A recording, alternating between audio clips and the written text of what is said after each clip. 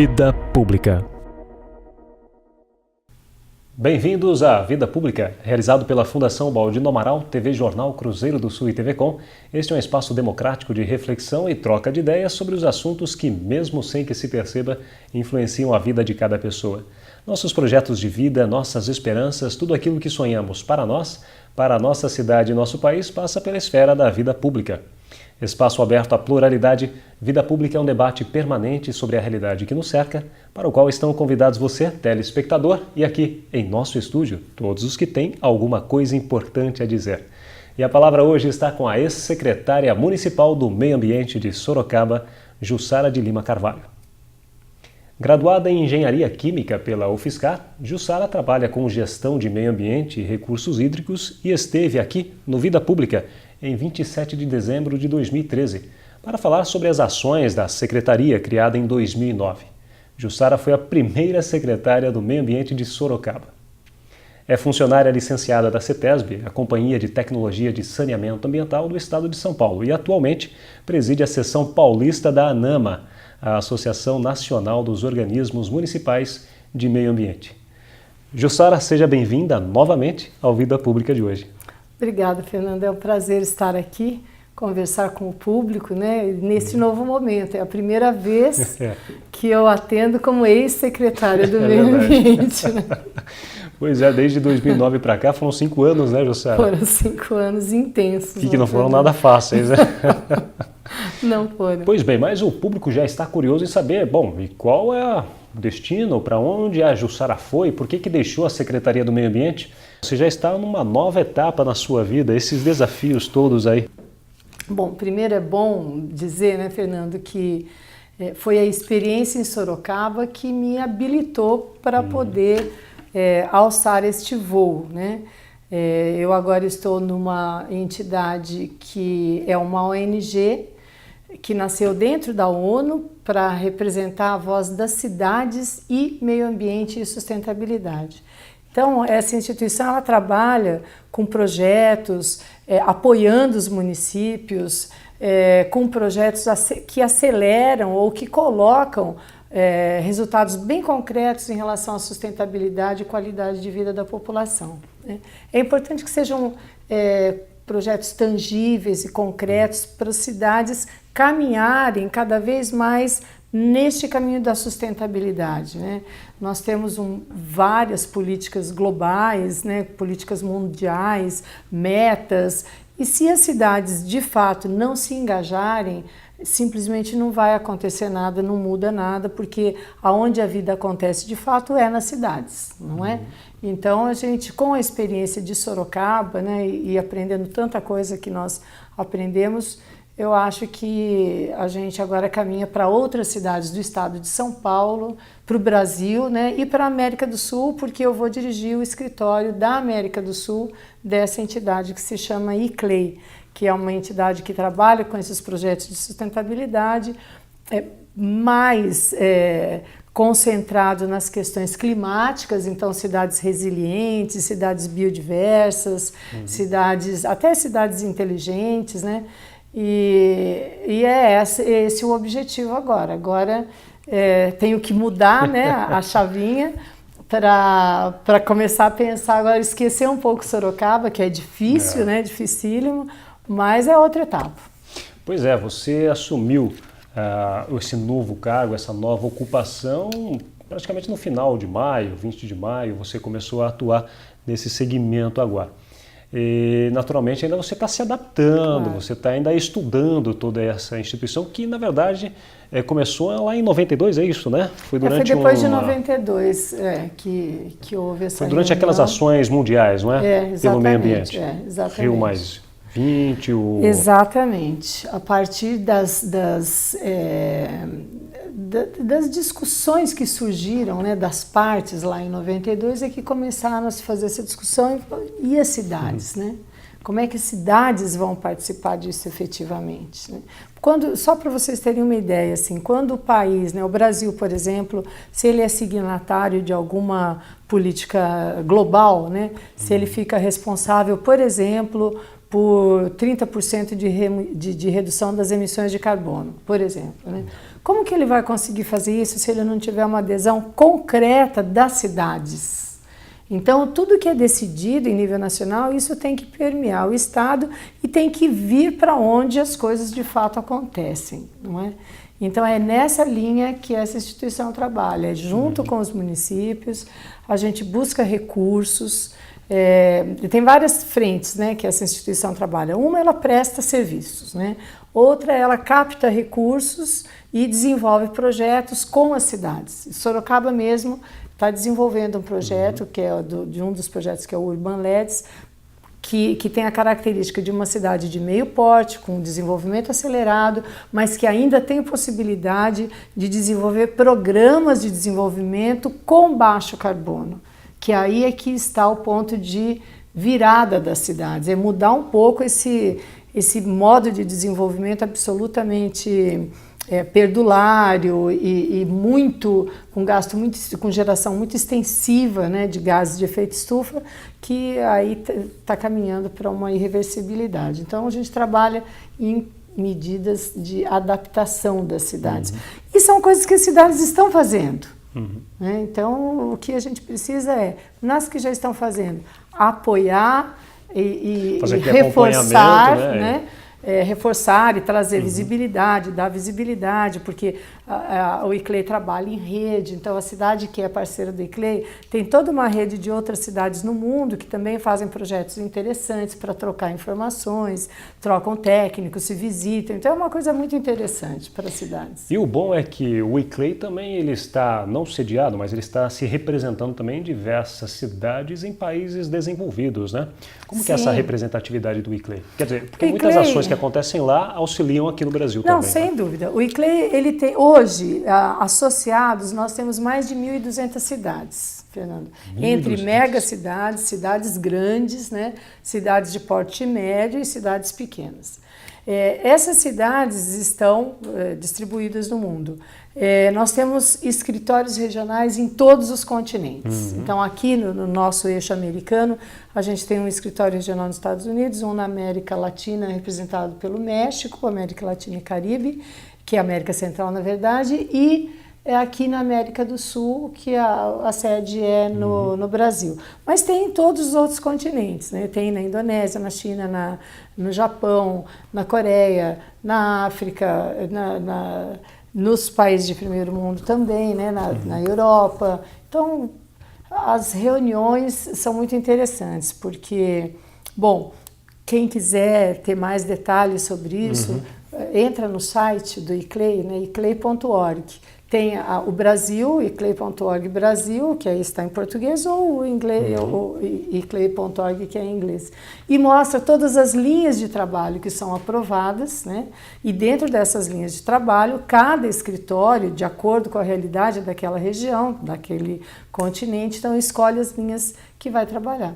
Então a gente trabalha aí com cidades sustentáveis, com uso eficiente de recursos, que é uma coisa muito importante, cidades resilientes, como eu já falei, de infraestrutura inteligente, cidades biodiversas, de baixo carbono, que é o projeto que está sendo desenvolvido em Sorocaba, né? Economia verde, que também é uma super importante, que saiu agora da Rio+20, né? E as cidades saudáveis e felizes, que tendo tudo isso, a cidade está saudável e feliz, né? Com certeza. E da sede de São Paulo, da capital paulista, ela atende a todos esses países que estão na América do Sul, é isso? Do Sul, exatamente. Então, qual que é o trabalho? É buscar cidades que tenham esse interesse, que tenham essa possibilidade ou que tenham a oportunidade, né? Cidades que estão, como Sorocaba, num nível de desenvolvimento muito rápido, a gente tem que encontrar uma brecha para poder buscar essa forma de desenvolvimento melhor, né? Mas todas as cidades são bem-vindas, né? Precisa ver em qual eixo que se encaixa. E isso é bárbaro, Fernando, porque É muito difícil para a cidade que não tem referência conseguir engajar ou se engajar num desses projetos, né? Primeiro que ele traz uma visibilidade muito grande, isso é muito importante para a cidade, porque ela passa a ser referência para outras cidades, ou do tamanho dela, ou que tem um tipo de desenvolvimento igual ao dela, ou tipo de característica igual ao dela, né? Então, isso é muito importante. Segundo que nessa rede com outras cidades, ela também aprende e pode buscar fazer outras coisas, né? Então, isso é muito legal. Eu me lembro que quando nós fizemos uma apresentação de Sorocaba, no México, ficou todo mundo impressionado com o Parque das Águas. É verdade. Como que um parque pode ser reversível? Olha que coisa simples, né? Pois é. Se ele está abaixo do nível da água, ele pode servir para as enchentes e para o rio 20 dias por ano e o resto do ano servir para a população, por que não, né? Então, esse foi um exemplo que foi para a Europa. Útil ao agradável, né? Então, o representante da Europa falou, nossa, eu vou levar isso para mostrar. Então, isso é muito importante. Bom, você está atuando junto ao ICLEI, representando a América do Sul, e pelo que você me falou, o Instituto ele também tem um departamento de pesquisa, justamente para auxiliar essas cidades que não têm uma referência ainda exata sobre essas questões relacionadas ao meio ambiente. É isso? Não é bem pesquisa, Fernando, é serviços. Serviços, né? mesmo. É serviço. Então, por exemplo, nós temos um projeto que se chama Compras Públicas Sustentáveis, que é um projeto muito forte dentro da economia verde, porque se você pensar o poder de compra que tem uma cidade, independente do tamanho que ela tiver, né? Porque uma prefeitura ela compra de tudo e tem toda a cadeia dos seus fornecedores, né? Então agora a gente tem uma discussão dentro do ICLEI que é de juntar a questão da inovação com a questão dos fornecedores e das compras sustentáveis. E lógico, né, quando a gente fala isso num primeiro momento, o pessoal fala, pelo amor de Deus, eu vou ter que comprar, pagar mais caro, né? Tenho produtos, papel reciclado e outras coisas. Mas o projeto ele consiste, aí entra o serviço do ICLEI, assim, como capacitação das equipes das prefeituras, de como conseguir fazer um diagnóstico do que tem, do que é possível a cidade aproveitar, como que é possível caminhar na rede dos fornecedores e como de fato fazer diferença para o mundo, né? De fazer diferença localmente, fazer diferença para o mundo, né? Como a gente tem algumas dificuldades, mas eu acho que na medida que a gente vai aplicando e as cidades, isso acaba trazendo economia para as cidades, acaba trazendo mais consciência em relação aos usos, né, dos recursos e isso se estende como uma onda para os fornecedores. Então é um trabalho sensacional, eu acho, que tem um poder imenso dado o que as nossas cidades consomem, né? As nossas prefeituras consomem dentro das cidades. Esse é um exemplo. Então, para esse projeto, a gente tem consultores que auxiliam as cidades nos seus grupos de trabalho a trabalhar de forma integrada para atingir o objetivo. Fernando, trabalhar de forma integrada é o X da questão. Qualquer coisa, né? A gente consegue reduzir recursos, a gente consegue potencializar ações, pensando, né? É sensacional, né? E a gente tem toda uma metodologia já testada por outros países, né? Que a gente aplica. Então, é certeza de sucesso. Só para o telespectador entender, para ficar mais claro, o ICLEI ele tem essa interface com as prefeituras, mas ele também tem a interface com o cidadão, com a sociedade civil? Com as cidades, com o cidadão através dos projetos que as cidades desenvolvem, né? É uma entidade para as cidades, cidade e sustentabilidade, né? Jussara, agora, é claro, vamos falar um pouco de Sorocaba e do seu legado como secretária municipal do Meio Ambiente. Secretaria do Meio Ambiente que foi criada aqui em Sorocaba em 2009, na gestão então aí do prefeito Vitor Lippe, né? Isso. Como que foi criar uma secretaria como a do meio ambiente no momento em que as pessoas ainda não tinham toda aquela consciência ainda sobre a questão do meio ambiente? É verdade, Fernando. Foi um desafio muito grande, né? Na minha história de vida, eu acho que foi o maior desafio que eu enfrentei e com certeza foi o lugar onde eu mais aprendi também, né? uma cidade tão desenvolvida como Sorocaba, com um governo vitorioso, né, à época, e criar uma Secretaria do Meio Ambiente. Isso causou estranheza, assim, até dentro da própria prefeitura, né? Os espaços que foram conquistados, eles foram conquistados em todos os níveis, né?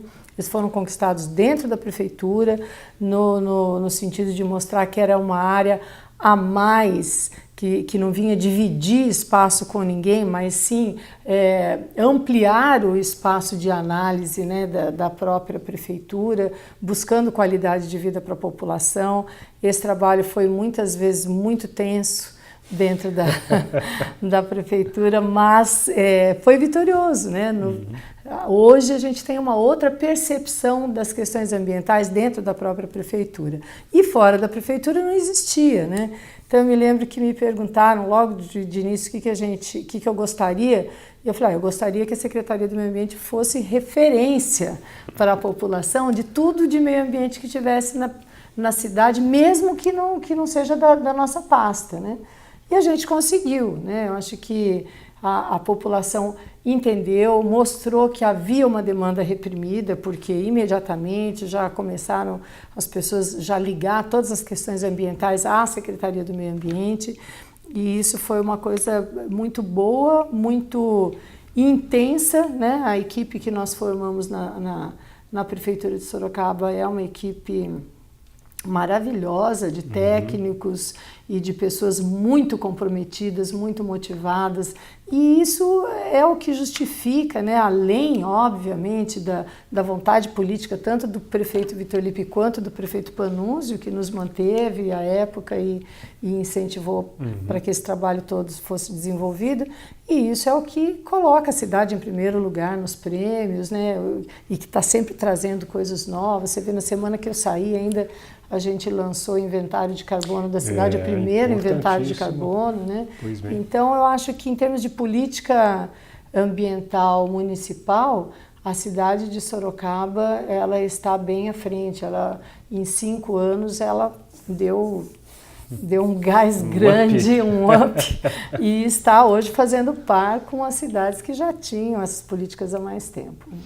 Você que criou a Secretaria do Meio Ambiente em 2009, né, ajudou a criar esta Secretaria do Meio Ambiente, entregou o seu cajado de secretária no dia 16 de maio, né, à prefeitura, na casa, ao prefeito Panunzio. Para você foi como deixar um filho ou não? Foi. Foi sim. Mas, assim, também com muita alegria de ver que esse filho está grande, né? Porque qual que é a alegria do pai e da mãe? É ver que o filho tem condições de andar por suas próprias pernas, né? Essa é a maior alegria, né? Você vê que o filho está bem criado, que se desenvolve, que está bem colocado. Foi a mesma alegria que eu tive em relação à Secretaria do Meio Ambiente. Eu tenho absoluta certeza que o Clepson, né, que foi meu sucessor, recebeu essa equipe e com todos os projetos que a Secretaria tem, que está bem criado, tem mais de 21 anos, né? Tem essas condições. Mas foi, lógico que foi, né? A gente criou tudo, a gente tem esse amor, esse carinho que vai ser pela vida inteira, lógico, né? Um dos grandes momentos da Secretaria do Meio Ambiente em Sorocaba e que a sociedade também participou e que ficou marcado, né? Não só a questão da despoluição do Rio Sorocaba, que já vinha num crescente, mas a questão dos megaplantios, né? E isso era um compromisso, né? Não era não é promessa, né? Era compromisso da administração da Secretaria do Meio Ambiente em aumentar essa gama de árvores, essa quantidade de árvores, de melhorar a qualidade de vida. Foram vários megaplantios, né? Foram, assim, os maiores, mega mesmo, foram 2, né? O primeiro com 50 mil mudas, o segundo com 100 mil mudas. Daí ficou a marca, né? Porque a gente queria plantar, e foi muito engraçado, porque quando eu assumi, o prefeito, o Vitor Lippe, falava, não, tem que plantar 300 mil mudas. Aí quando eu assumia 300 mil mudas, ele falava 400, falava, não, 400 não é muita coisa, tá não, fácil, 500, né? E aí chegamos em 500, milhão, fechamos em $500 milhão. E então era mega, né? Tinha que ser mega para atingir esse número. E aí a gente tinha, dentro desse programa de mega, tinha os plantios escolares todos os meses, né, que ainda tem, e esse plantio grande todo ano, 1 mega mesmo. Então, o terceiro já foi menor, né? Porque não cabiam tantas mudas. A gente, acho que já plantou ali umas 10 mil mudas, mas os 2 primeiros foram vigorosos. Ali na Avenida Itavuvu, por exemplo, né? Antes, no momento da implantação do Parque Tecnológico, ali também foi marcante, lindo, hein? né?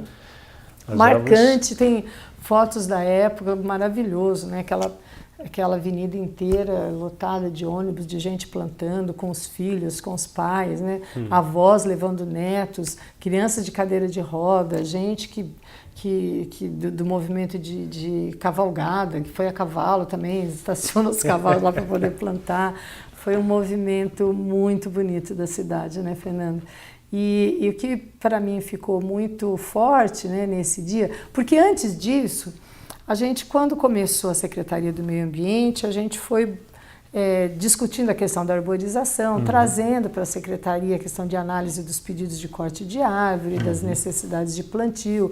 Fizemos o primeiro plano de arborização da cidade, que hoje é lei. A arborização era prioridade na Secretaria ou tinha outras também? Na nossa era prioridade, absoluta, né?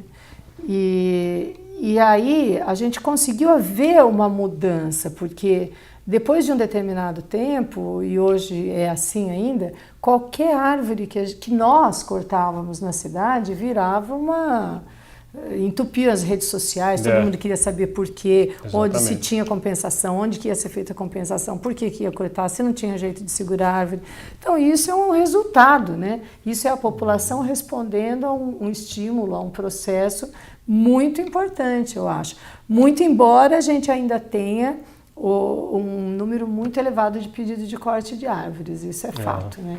E isso associado, você falou dos megaplantios, o inventário de carbono, ele trouxe outro elemento, né, para a gente analisar, porque a gente, quando fez o plano de arborização, nós pensamos na cobertura vegetal da cidade, né? Pensamos na característica quente, de calor, né, que Sorocaba tem, por se situar numa depressão periférica, dificuldade de dispersão do ar, coisas do gênero. Bom, melhorança no microclima, etc. Quando nós fizemos o inventário de carbono, ele mostrou que 70 e poucos % das contribuições de gases de efeito estufa era do setor de energia. E energia aí compreendido por energia mesmo, uso de energia e emissões da frota de veículos, né? Que lógico grande, que né? a gente já imaginava, né? Se nós temos 2 carros para cada 3 habitantes, é lógico que a gente teria uma contribuição grande. Dentro desses 72% desse segmento de energia, mais de 50% ficou para esse segmento dos veículos, né? Bom, aí se fala, mas não tem como neutralizar, e aí já é uma outra questão para a gente discutir também. Cada árvore, o crescimento de uma árvore, lógico que isso é média, porque depende do tipo de árvore, tem árvore que cresce mais rápido, tem outra que cresce mais devagar, né? Ela consegue absorver ou sequestrar da atmosfera de 5 a 6 toneladas de carbono. Poxa.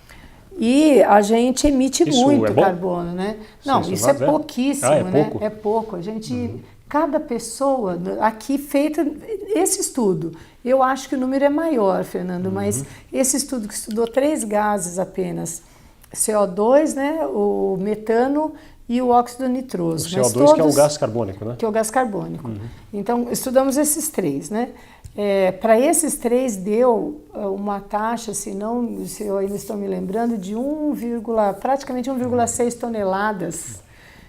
Você emite 1,6 toneladas de metano por dia. Você também. Eu também. Né? Seu Laércio também. Então, é um número muito grande, né? Nós emitimos em 10 anos, o estudo foi feito de 2002 a 2012. Nós emitimos 9 milhões de toneladas de CO2. Então, aí você fala, nossa, mas quanto que dá de árvore isso para a gente neutralizar, né? Bom, dá o dobro do que a meta que a gente já tem hoje. A gente tem uma meta de plantar 100 mil árvores por ano e a gente precisa plantar quase 200 mil árvores por ano. 100 mil já é uma mega expectativa, né? 200 mil é uma loucura. Então, o que a gente tem que pensar... Não, a gente tem que... A área tem, mas tem toda uma questão de recursos, de pessoas, de tudo, né, para a gente fazer esse plantio. Eu acho que o raciocínio, a gente tem que plantar mais, é verdade, mas a gente também tem que pensar meios de minimizar as nossas emissões, né, de carbono. Então, eu acho que ela é muito maior do que isso, mas eu tenho certeza que o plano de mobilidade, por exemplo, que a URBS está fazendo, já vai ajudar demais, né? Porque, de fato, a gente precisa tirar carro das ruas. Então, nós já temos uma rede cicloviária maravilhosa, né? Que conecta parques, conecta a zona industrial, a gente tem bicicleta pública de graça. Então, a gente tem, pelo que eu vi no estudo que foi feito para o plano de mobilidade, o maior trecho de deslocamento em Sorocaba é de 8 quilômetros. O maior? É pouco, né? Então, a gente tem que trabalhar para incentivar o uso de outros tipos de transporte que não seja o carro. Eu vindo para cá me atrasei. Por exemplo. Exatamente. Eu vindo para cá me atrasei. Me atrasei porque tinha um problema na Raposo Tavares. Tinha uma fila que não acabava mais de carros, inclusive o meu que é pequenininho, mas era, né? Com uma pessoa dentro, né? Então a gente tem que trabalhar para inverter essa ordem, né? Que isso não é sustentável, não tem como a gente ter uma cidade, pensar numa cidade sustentável dessa maneira. Cada cidadão que emite aí por volta de 1,6 toneladas de gás, né? Teria que ter quantas árvores com ele, por exemplo? Eu teria que andar com duas, três árvores. É muito, né? É muito. Pensa que a gente tem que plantar umas 200 mil árvores por ano, divide isso pela população, é muita coisa, né?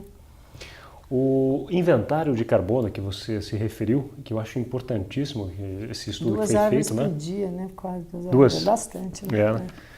Esse inventário de carbono ele foi necessário por conta do quê? Bom, Fernando, primeiro porque a cidade se comprometeu, né, quando ela ingressou... A cidade só Sorocaba ou todas as cidades estão envolvidas? Não, este programa, que foi o Urban LEDs, ele envolveu várias cidades brasileiras, né? Então ele tem a cidade de Recife e a cidade de Fortaleza como cidades foco. Então, essas duas cidades estarão trabalhando no desenvolvimento de projetos mais sustentáveis para a cidade, com recursos da Comunidade Comum Europeia, e tem as cidades satélites, que vão aprender com o que essas cidades estão fazendo. Sorocaba é uma delas. Tanto em Sorocaba, Betim, Belo Horizonte, Porto Alegre, nem me lembro quantas são. São 8. E tem outros países. Brasil é um deles, são 4 países, na verdade, que estão fazendo parte desse programa, né? E sempre, então o ICLEI trabalha sempre com essa duplicação, né? Com essa possibilidade de replicação dos projetos para que se estenda mais rapidamente. Sim. Então, Sorocaba, ao ingressar neste projeto, ela se comprometeu com o desenvolvimento de políticas no suporte ao sistema climático, até global, se você for pensar, né? A gente, quando fala em clima, a gente fala global porque é aquela questão da atmosfera que não é compartimentada, né? Não tem divisão. Aqui é a atmosfera de Sorocaba, né? Lá é a atmosfera de Itu. Não é assim. Então, é global. Agora, é local na medida que nós geramos e que nós podemos mitigar também. E Sorocaba se comprometeu com isso, né? E dentro desse trabalho, que tem todo um procedimento, uma governança, né, desse projeto, ele tem 3 grupos. Então, um grupo de técnicos da prefeitura, das várias secretarias, que discutem o que pode ser feito na cidade de Sorocaba de forma integrada para atingir esses resultados. Esse grupo foi que falou, não, precisamos de um inventário de carbono. Como é que nós vamos propor alguma medida se não há medidas, se nós não sabemos quem emite mais? E o Brasil já tem uma política de clima, o estado de São Paulo tem uma política de clima e Sorocaba vai ter também, porque o inventário de carbono ele é a base para a criação de uma política do clima, né? E o prefeito Panunzio encomendou já há tempos atrás, ele já havia me dito, olha, eu quero fazer uma política do clima. Então, as coisas se casaram, né? O compromisso da cidade com a vontade do prefeito, com o trabalho da equipe. Depois, tem uma outra equipe, que é um comitê, formado pelos secretários dessas pastas que são intervenientes, né? E depois tem também um comitê de atores da sociedade, universidades e pessoas da sociedade civil. Todos esses três vão discutir qual vai ser o projeto que Sorocaba vai desenvolver dessa maneira integrada, discutindo com a população e tudo mais. E este inventário de carbono foi esse instrumento primeiro que vai permitir que a cidade de Sorocaba tenha uma política pública voltada especificamente para isso. Muito bem, está aí a ex-secretária municipal do Meio Ambiente falando sobre essas questões todas. Jussara, quero agradecer demais a sua participação no Vida Pública de hoje. Eu que agradeço, Fernando, agradeço você, agradeço o seu Laércio, agradeço toda a população. Eu tive essa felicidade de poder me despedir de todo mundo, né? Não foi de todo mundo, mas foi de bastante gente. E queria agradecer muito a população de Sorocaba, dizer que foi um prazer muito grande trabalhar nessa área ambiental. Eu sinto que, de fato, a gente contribuiu e esse é o maior ganho, né? Isso eu levo no coração. Um beijo para todos vocês. E todos nós desejamos boa sorte nessa sua empreitada. Muito obrigada, preciso. Muito bem, o Vida Pública de hoje conversou com a ex-secretária municipal do Meio Ambiente de Sorocaba, Jussara de Lima Carvalho.